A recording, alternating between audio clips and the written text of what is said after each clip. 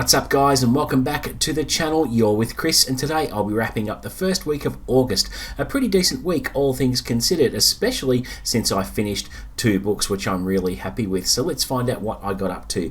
I did put up my spoiler-free review for The Dream Home by T.M. Logan, which I finished this week. It was absolutely fantastic. It was a really good, intense, short read, and I was surprised it only got 9 views. So whether there isn't a market for Tim's work on BookTube, that remains to be seen, but I thought it was a brilliantly written book. It had a really good twist at the end. There were really good characters. It's his 8th standalone psychological thriller novel, and he has really found his groove, and he is a very, very good writer, and certainly one of my favourites, and I was so glad I picked it up. So if you haven't seen the review video, please take a look, because I do gush about it a little bit.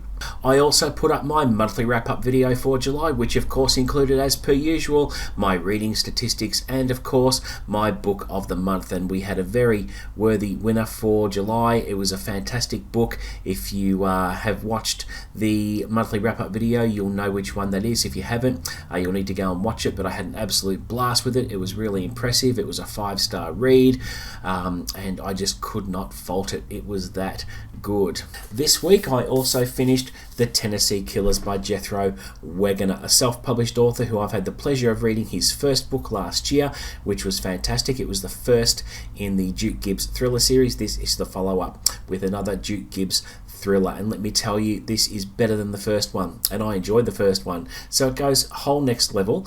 Duke Gibbs is a Vietnam vet, and he was involved in the special forces who operated behind enemy lines during the war. He's obviously come back from the war. He has a visible scar on his cheek, which does stand out a little bit, and he delivers justice to those that deserve it. So you think of Jack Reacher.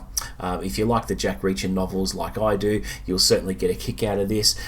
It's set in the 70s, so there's no distractions with technology or anything like that. It's just good old-fashioned violence and action, and there are a couple of scenes where Duke Gibbs commits a couple of acts which you just cringe at. How he hurts people is very, very creative, and the graphic imagery is really, really good. I felt the tension was really good, but I won't say any more about the book, but it was a standout for me. It's going to be reviewed. I'll hopefully put up my review sometime next week, and apologies to Jethro if he's watching that I took so long to pick it up, but as soon as I did pick it up, I couldn't really put it down, mate. So well done.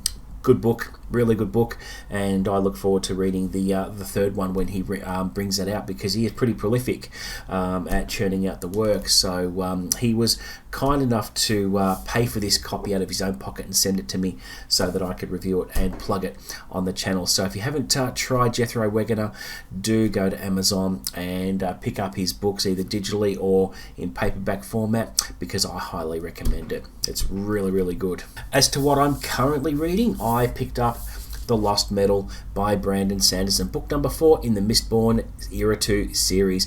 Now, I am doing this as a buddy read with John over at Talking Stories, so we've done a couple of buddy reads now, and everyone has been a fantastic experience, and this one will be no different. However, I'm only 37 pages in. I haven't really found a lot of time lately to sit down with it and really plough through some pages. It has started off a little bit slow for me, and I'm struggling to get into it, but if I can set aside an hour to an hour and a half where I just sit there and read for the whole time, I should get into high gear, as I normally do with one of Brandon's books. But it's going to be interesting to see how this ends, because it is the last book of the series.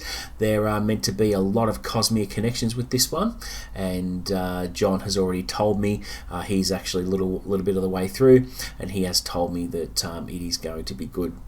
And so I trust his word on that. So as soon as I can find some time, I'll plough through some pages, maybe this afternoon. It's Sunday here in Australia, so I might find an hour or two this afternoon, or a few hours tonight. We'll see how we go. But looking forward to seeing what happens, even though it has started off a little bit slowly.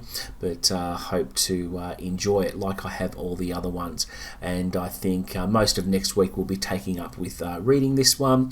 And if I get this read, I am going to pick up a book I've spoken about on the channel a couple of times, which is All the Colours of the Dark by Whitaker, a mystery novel that spans decades. If you can believe it, this is it's a bit over 600 pages, or a bit under 600 pages, and has 250 chapters, which is unheard of, which makes for quick reading, because if some of the chapters end on a cliffhanger, you'll just have to keep turning the pages. And I've been looking forward to this one for a while. I did decide between this one and Of Blood and Fire by Ryan Cahill, but this one is just it's itching to be read. So looking forward to getting stuck into that one if I have time next week. And now for some show and tell. I made a purchase this week, and you can be forgiven for buying this book just for the cover alone, because it's absolutely stunning, and that is The Book of Elsewhere by Keanu Reeves, co-written with China Millville. I think I've pronounced his name right. If you can remember, Keanu Reeves published a couple of volumes of comics recently called Berserker, and the main character is called B in those comic books, and this is the first novel to feature this character. So it looks really interesting. I'll share with you the back cover copy because it does sound really interesting.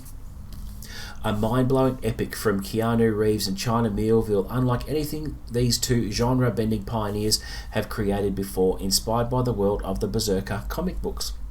She said, "We needed a tool, so I asked the gods." There have always been whispers, legends, the warrior who cannot be killed, who's seen 1,000 civilizations rise and fall. He has had many names: Unute, Child of Lightning, Death himself. These days he's known simply as B, and he wants to be able to die. In the present day, a US Black Ops group has promised him they can help him with that. And all he needs to do is help them in return. But when an all-too-mortal soldier comes back to life, the impossible event ultimately points towards an even more mysterious force than B himself. One at least as strong, and one with a plan all its own. So there you go. Looks very, very interesting. I have heard different things about the book. I've heard good things, I've heard bad things, but I want to make up my own mind, and hopefully I'll get to that one soon. I'm not quite sure when, but I have heard it's very divisive among readers, so we'll see how that goes. But guys, that is it for my weekly update. Thank you very much for watching. Please don't forget to like and subscribe. Offer up any comments below, and I'll always respond to that. But until the next video, guys, happy reading.